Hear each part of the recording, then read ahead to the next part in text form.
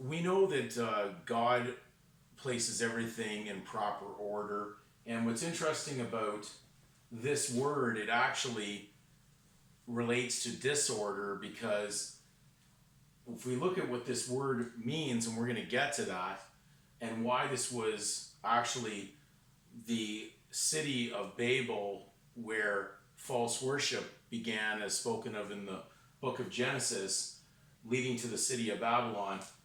If we draw a line in between these words, we actually have already talked about the language as it actually happens, especially when we're going down legal directions. So the Babylonian tongue, which has a lot to do with the English language, which borrows from so many different languages, confusing it all together into one language, it's understandable that this language of English, being a debtor's language because it's a borrower's language, it basically has origins into this city of Babel.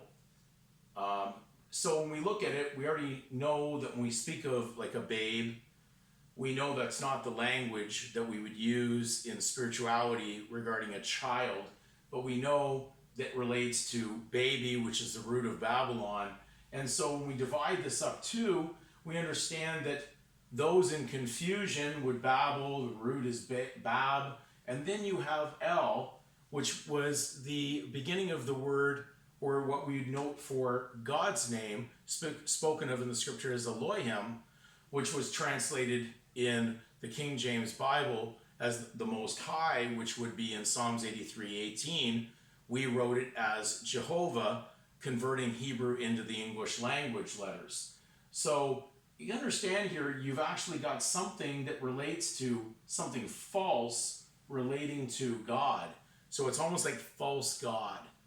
Now, these are things that you can only see through research. It's only things you can do by breaking it down, but they're not just in front of you as letters, because every letter has a meaning and they're placed there for a reason.